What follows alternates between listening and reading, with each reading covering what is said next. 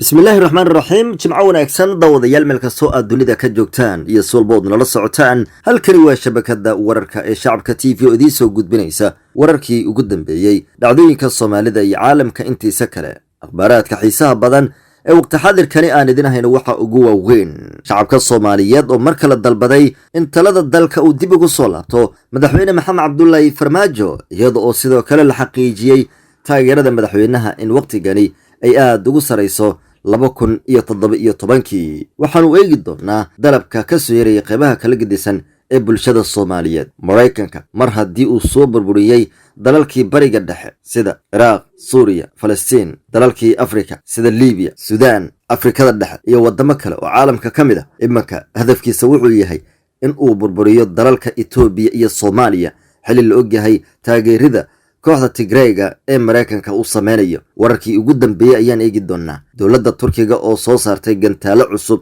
oo cabsi ku beeray reer galbeedka oo Mareykanka ugu horeeyo xogo ku saabsan ayaan eegi doonaa akhbaaraadka kale ee soo gudbin doono intaan warkayga ku guda jirno waxa ugu waaweyn ciidanka commandoska Danab oo mar kale dhooltus ku soo bandhigay magaalada Muqdisho iyadoo ay sii kordheen cududda iyo awoodda ciidanka commandoska Danab qodobadaas iyo kuwa kale ayaan idin soo gudbin doonaa meel kastoo aad dunida ka joogtaan kulanti habboon ayaan u leenahay halkani waa shabakada wararka shacabka TV oo idin soo gudbinaysa wararkii ugu dambeeyay dhacdooyinka Soomaalida iyo caalamka intiisa kale daawada haddii ay tahay markii ugu horeysay aad soo booqatay shabakada wararka ee shacabka TV channelka subscribe ku wahado oo muuqaalka leegno saara doodeeda soo waxay ku saabsan tahay oo afkaartiina ku soo cabiri doontaan shacabka Soomaaliyeed waxay imanka dalbanayaan in mar kale talada dalka dib loogu doorto madaxweynaha Jamhuuriyadda Federaalka ee Soomaaliya mudane Maxamed Cabdullaahi Farmaajo iyadoo xog uu helay shacabka TV-na tilmaamayso 4 sano iyo bar kadib taageerada madaxweynaha ay imanka u hayaan shacabka Soomaaliyeed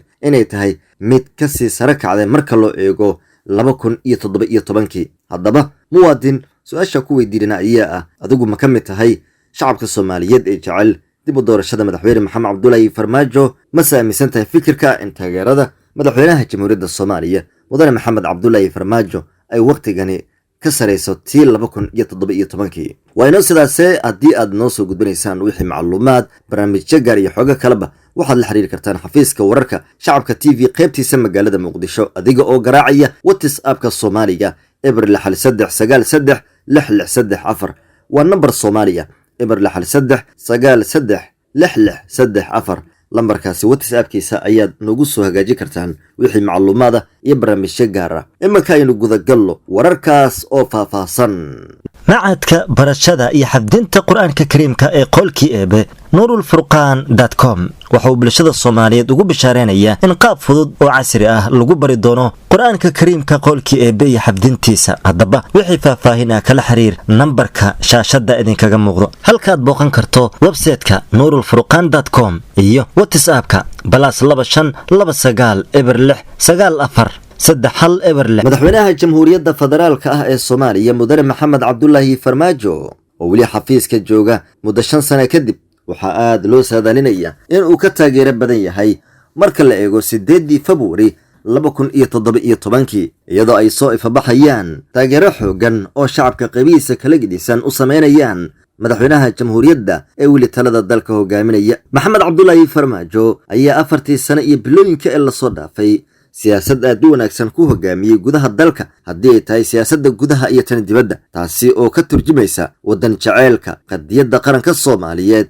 iyo in la helo Soomaaliya awood leh sifooyinka madaxweynaha Jamhuuriyadda Federaalka Soomaaliya u gaarka ah isla markaana keentay in shacabka Soomaaliyeed ay mar kale taageero baaxad leh u muujiyaan ayaa waxa ka mid ah sida uu macluumaadka ku helay shacabka TV waa midda koobaad ilaalinta amaanada hantida qaranka iyo in laga ilaaliyo hantida qaranka kuwa boobka u bartay inay ku sameeyaan hantida ay leeyihiin shacabka Soomaaliyeed madaxweynaha Jamhuuriyadda Federaalka ee Soomaaliya ayaa sidoo kale ku guuleystay in haybadda qaranka Soomaaliyeed oo awood leh mar kale uu dib u soo celiyo taasi oo dinida maanta laga dareemayo dawladaha qaarna ay aad ugu walwalayaan sidoo kale madaxweynaha Jamhuuriyadda Federaalka Soomaaliya waxyaabaha aadka loogu amaano waxa ka mid ah dhismaha ciidan qubad leh halka sidoo kale hay'adaha dawladuna madaxweynuhu dhismahooda dadaal fara badan uu ku bixiyay madaxweyne Maxamed Cabdullaahi Farmaajo oo shaqadaasi adag qabtay ayay kooxaha siyaasiyiinta iyo dalalka ka soo horjeeda horumarka Soomaaliya aaminsan yihiin haddii uu talada dalka dib ugu soo laabto mar kale shakhsiga sidaasay ugu weyntahay soomaalinimada in mar kale uu ka shaqayn karo sidii Soomaaliya quwadeeda ay u sii horumari lahayd. sidaa darteed kooxaha siyaasiyiinta ee madaxweynaha ka soo horjeeda iyo dowladaha shisheeye ee diidan in Soomaaliya cageeda ku istaagto waxa ay ku heshiiyeen in lagu hor yimaado siyaasadda madaxweyne Maxamed Cabdullaahi Farmaajo oo caqabad ku ah marka loo eego dantooda ay ka leeyihiin gudaha dalka Soomaaliya inay ka hor yimaadaan horumarka qaranka Soomaaliyeed. haddaba shacabka TV oo xuraansi ku sameeyay qaybaha kala gedisan ee bulshada Soomaaliyeed kuwada ku sugan gudaha dalka iyo dibadda wuxuu soo ogaaday in ay sii korortay taageerada madaxweyne Maxamed Cabdullaahi Farmaajo. waxyaabaha kale ee bulshada Soomaaliyeed soo jeetay waxaa ka mid ah inuusan madaxweynaha u jawaabin kooxaha qeeladhaanta faraha badan ku howlan isla markaana markay dhawaaqaanba waxa ka soo yiri dibnooda uu yahay Maxamed Cabdullaahi Farmaajo. adiguna muwaadin fikirka dib u doorashada madaxweyne Maxamed Cabdullaahi Farmaajo 4 sano iyo bar kadib ma aaminsantahay wixii afkaartaada noogu soo gudbi qaybta hoose ee faalooyinka. haddii aynu marka kan eegno ciidanka kumandoska danab qaybta uu tababaray Mareykanka Jamhuuriyadda Federaalka ee Soomaaliya ayaa mar kale waxay dhowlatus ku sameeyeen gudaha magaalada Muqdisho. xerada lagu magacaabo General Gordon oo kamid ah xerooyinka gacanta ay ku hayso dowladda federaalka ee Soomaaliya ayaa waxaa mar kale dhowlatus ku soo bandhigay cutubyo kamid ah ciidanka kumandoska danab ee Mareykanka uu horey ugu tababaray Jamhuuriyadda Federaalka ee Soomaaliya. ciidamadan ayaa waxa ay ka qayb qaadan doonaan howlgallada dib u xoreynta ee deegaanada weli ku harsan gacanta ururka Al-Shabaab. sarkaal sare oo ka tirsan militariga Jamhuuriyadda Soomaaliya ayaa u sheegay shacabka TV maanta oo Jimco ah in dowladda federaalka ee Soomaaliya diyaar garow xoogan ay ku hayso qeybaha ciidanka si ay ugu biiraan ciidamada furmaha dagaalka ku sugan ee gobolada dalka Soomaaliya. waxaa kale uu sarkaalka sheegay in dowladda Soomaaliya kordhisay miisaaniyadda iyo dakhliga ku baxaya quwadda ciidanka Soomaaliyeed iyadoo ay jamhuuriyadda sidoo kale soo iibsatay sanadka 2021 hubkii ugu badnaa si ay ciidamada ugu howlgalaan. dowladda federaalka ee Soomaaliya ayaa kordhisay dib u dhiska ciidanka qalabka sida dhowrkii sano ee la soo dhaafay waxaana ciidanka Soomaaliyeed ay maanta yihiin kuwa awoodooda laga dareemayo geeska Afrika iyo guud ahaan caalamka. waxaana ciidamadu ku guuleysteen gacanta dowladda dib ugu soo celiyaan deegaanadii ururka shabaab ka talin jireen bari hore. bal dhinaca kale aynu eegno dowladda Mareykanka ayaa iminka waxay sii kordhisay taageeradeeda ay u muujinayso kooxda TPLF ee dagaalada iyo colaadda ka wada gudaha dalka Itoobiya. taliska Mareykanka ee qaaradda Afrika ku leeyahay ayaa si cad wuxuu u sheegay in ay taageersan yihiin kooxda TPLF kuwaasi oo dagaalo xoogan kula jira ciidamada federaalka Itoobiya halka kooxdu ay sheegtay inay qabsan doonaan magaalada Addis Ababa ee xarunta u ah dalka Itoobiya. dowladda Itoobiya dhankeedu waxa ay sheegtay in ay diyaar garow xoogan gelisay ciidankeeda qaybihiisa kala gedisan halka ay tababar u soo xirtay ciidamo hor leh oo ka qayb qaadanaya dib u xoreynta deegaanada ay qabsadeen kooxda TPLF. haddaba Mareykanka waxa uu sii kordhiyay taageerada u muujinaya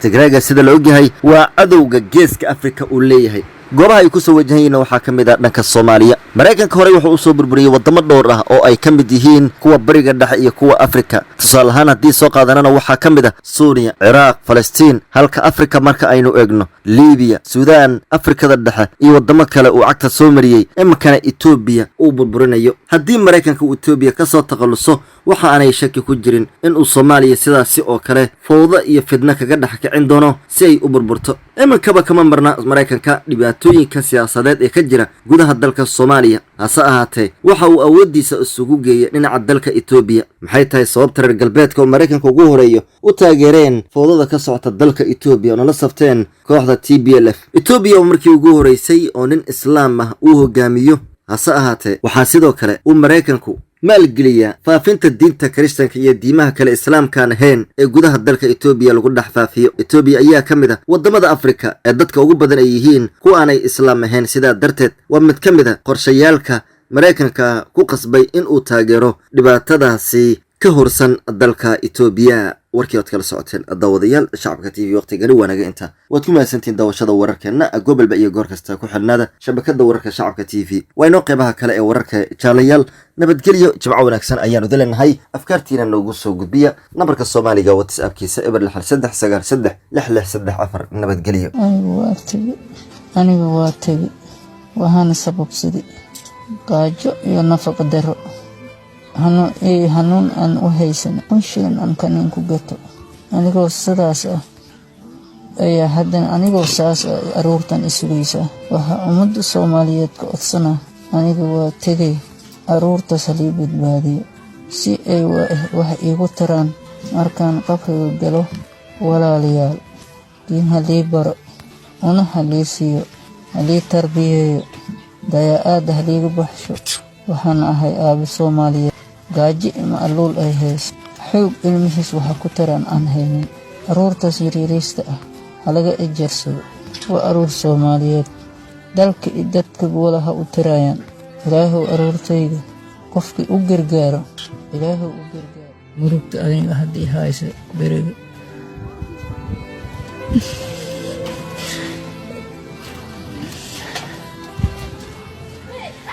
ilmahan yaryar agtii fadhiya oo abaabana ilaah anigan waxaan u hayan leh waa iiga sii daran walba. Soomaali weyn haddii wax layska qaba ani waaba tagiba ilmahan in lii badbaadi ka odsahaa. Apa nol badbaadi apa xanuunsan yahay nol badbaadi apa nol sabirma